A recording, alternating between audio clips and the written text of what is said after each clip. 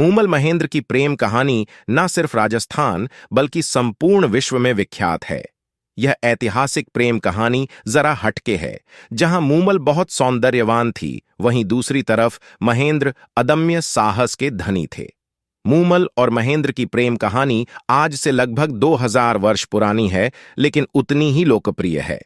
महेंद्र और मूमल का इतिहास कहें या फिर महेंद्र और मूमल की प्रेम कहानी कहे, एक ही बात है। मूमल राजस्थान के जैसलमेर की राजधानी लौद्रवा की रहने वाली थी, जबकि महेंद्र अमरकोट, पाकिस्तान के रहने वाले थे। उसी तरह मूमल महेंद्र की प्रेम कहानी भी विश्वविख्यात है। लौद्रवा नगर जैसलमेर के समीप बहने वाली काक नदी के किनारे बसा हुआ था। यहीं पर रानी मूमल का महल था, जिसे एक थंभिया महल कहा जाता है। राजस्थान में महल के ऊपर छत पर बने कमरों को मेढ़ी कहा जाता है। इस महल के ऊपरी हिस्से पर मूमल रहती थी। इस महल के ऊपर जाने के लिए कई गुप्त मार्ग थे। साथ ही यह महल रहस्यमयी था। इस महल में शेर, अजगर, सांप जैसे विषैले जीव रहते थे, जिन्हें देखकर हर कोई डर जाता था। सामान्य व्यक्ति की इस महल में जाने की हिम्मत नहीं होती थी। इतना ही नहीं, रानी मूमल ने भरी सभा में यह ऐलान किया था कि जो व्यक्ति या राजा इन सभी रहस्यों को चीरता हुआ मुझ तक पहुंच जाएगा और मुझे प्रभावित करेगा, मैं उसी से शादी करूंगी। रानी मूमल इतनी सुंदर थी कि उसकी सुंदरता की चर्चा ईरान, इराक, गुजरात, मारवाड़ और सिंध तक फैली हुई थी। कई राजा, महाराजा, राजकुमार उसकी सुंदरता को देखने और उसे प्रभावित करने के लिए उसके महल तक आते थे, लेकिन उस महल में विद्यमान रहस्यों को नहीं सुलझा पाते और रानी मूमल तक नहीं पहुंच पाते थे। और यदि कोई पहुंच भी जाता तो रानी मूमल के सवालों का जवाब किसी के पास नहीं होता था। राजा महेंद्र उनके साले हम्मीर के साथ अमरकोट के आसपास के इलाकों में शिकार करते थे। एक दिन शिकार का पीछा करते हुए राजा महेंद्र काक नदी के किनारे बसे लोद्रवा में पहुंचे। वहां पर महेंद्र को एक बहुत सुंदर बगीचा दिखाई दिया। इस बगीचे के भीतर तरह तरह के फूल, फलदार पेड़, पक्षियों की चहचहाहट के बीच एक बहुत ही सुंदर 2 मंजिला महल दिखाई दिया, जो देखने में सुंदर तो था ही, साथ ही अजीबोगरीब भी था, क्योंकि उस महल के ऊपर तरह तरह के खतरनाक पशुओं के चित्र बने हुए थे।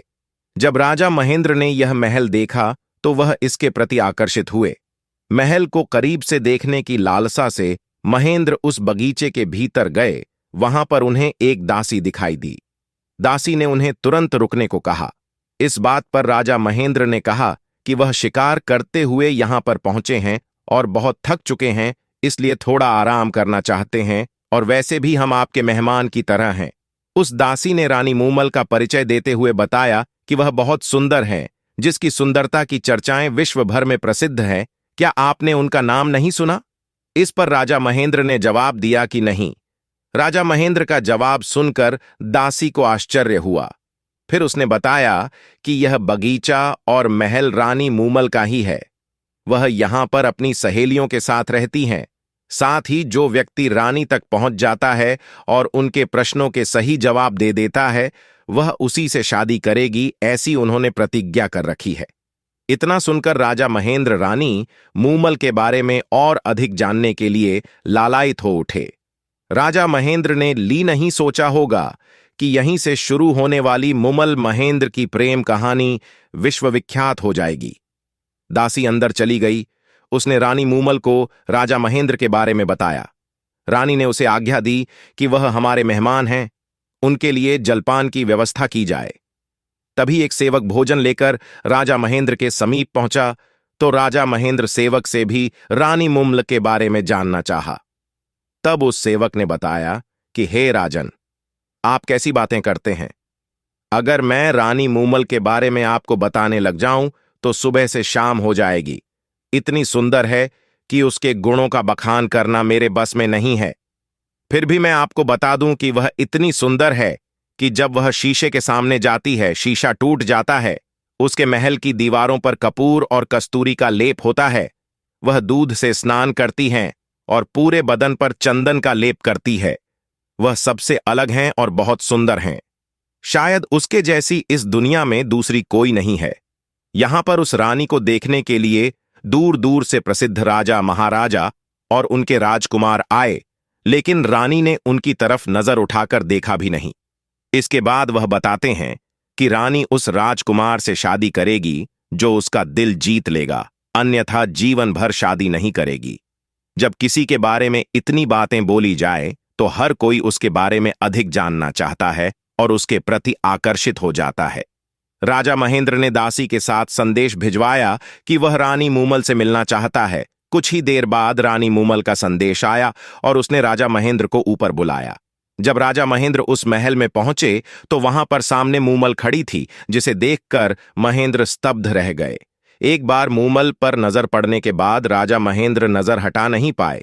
वहीं दूसरी तरफ मूमल भी राजा महेंद्र को देखती रही, क्योंकि महेंद्र के चेहरे पर तेज था और बहुत ही मधुर नयन थे। कई समय तक दोनों एक दूसरे की आंखों में देखते रहे। मूमल ने पुनः अपने अंदाज में राजा महेंद्र का स्वागत किया। दोनों रात भर बैठे रहे और बातें करते रहे, पता ही नहीं चला, और एक दूसरे को दिल दे बैठे। भोर होते ही सूरज निकल आया, लेकिन ना तो राजा महेंद्र वहां से जाना चाहते थे और ना ही रानी मूमल चाहती थी कि वह वहां से जाएं। यहीं से शुरू होती है मूमल और महेंद्र की प्रेम कहानी। आखिर विदा होने का समय आ गया। राजा महेंद्र ने रानी मूमल से वादा किया कि मैं पुनः आऊंगा और बहुत जल्द मिलेंगे।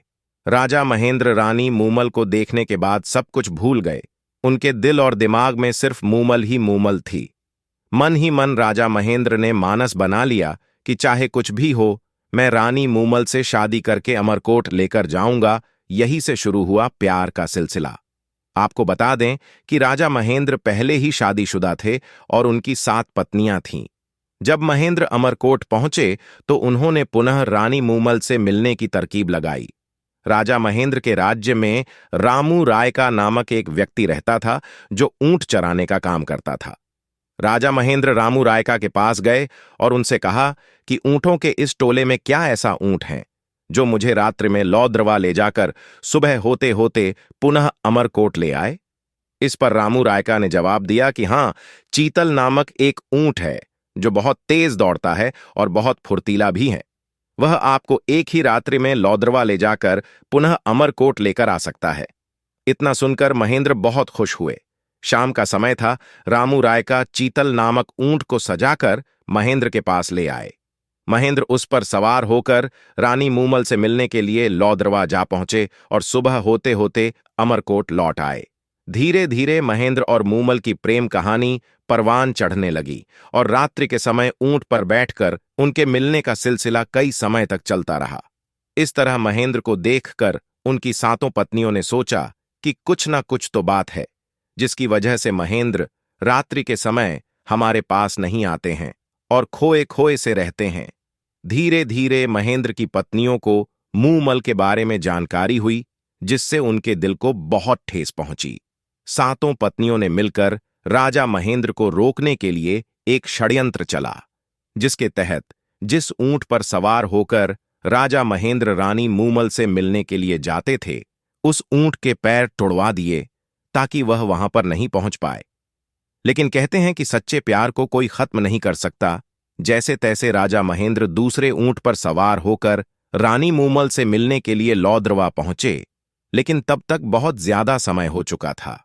राह देखती देखती रानी मूमल भी सो गई। यहां पर महेंद्र मूमल की प्रेम कहानी में भयंकर मोद्दा आता है। रानी मूमल के साथ उनकी बहन सुमल भी थी। दोनों ने देर रात्रि तक बातें की, लेकिन बाद में सो गए। उस दिन उनकी बहन सुमल ने पुरुषों की वेशभूषा धारण कर रखी थी। जब राजा महेंद्र वहां पर पहुंचे और देखा कि वह दोनों सो रही है, तब राजा महेंद्र को यह भ्रम हो गया कि रानी मूमल के साथ यह पुरुष कौन है। उन्होंने उनसे बात करने के बजाय धीमे धीमे अपने कदमों को पीछे खींच लिया।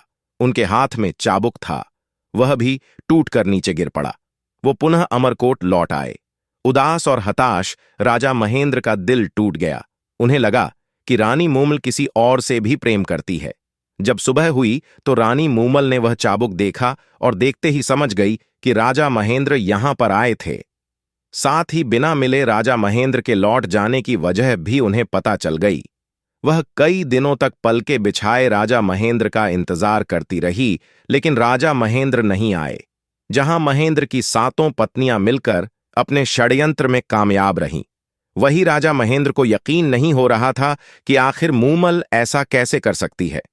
दूसरी तरफ मूमल राजा महेंद्र का इंतजार करते करते काली पड़ गई।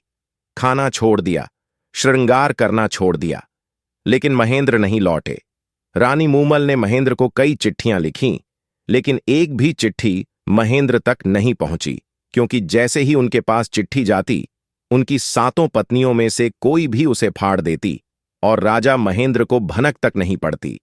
अंत में रानी मूमल ने एक सेवक को महेंद्र से मिलने के लिए भेजा, लेकिन जब वह अमरकोट पहुंचा तो उसे महेंद्र से नहीं मिलने दिया गया। लेकिन उस सेवक ने हार नहीं मानी और समीप ही छुपकर बैठ गया। जब रात्रि का समय था तो वह जैसे तैसे महेंद्र के करीब पहुंच गया। उस समय महेंद्र सो रहे थे। तभी उस सेवक ने गुनगुनाना शुरू कर दिया, तुम्हारे बिना सोढ़ राण, यह धरती धुंधली, तेरी मूमल रानी है उदास। मूमल के बुलावे पर असल प्रियतम महेंद्र, अब तो घर आओ। जब यह बातें राजा महेंद्र के कानों में पहुंची तो वह उठकर बाहर आया और उस सेवक को बताया कि जब वह मूमल से मिलने के लिए आया था तब उसने अपनी आंखों से जो देखा उसके बारे में जानकारी दी। यह सुनकर राजा महेंद्र का संदेशा लेकर सेवक पुनः मूमल के महल में लौट गया और पूरी कहानी मूमल के सामने बयां की। इतना सुनते ही मूमल के पैरों तले जमीन खिसक गई और उसके समझ में आ गया कि आखिर गलत फहमी की वजह क्या थी। उसने अपने सेवक के साथ संदेश भिजवाया कि मूमल राजा महेंद्र से मिलने के लिए अमरकोट आ रही है। जब यह खबर राजा महेंद्र को लगी तो राजा महेंद्र ने सोचा कि रानी मूमल निर्दोष है, तभी वह मुझसे मिलना चाहती हैं। तब उसने पुनः संदेश भिजवाया कि रानी मूमल को यहां पर आने की जरूरत नहीं है, मैं खुद चलकर कल सुबह उनसे मिलने के लिए आ रहा हूं।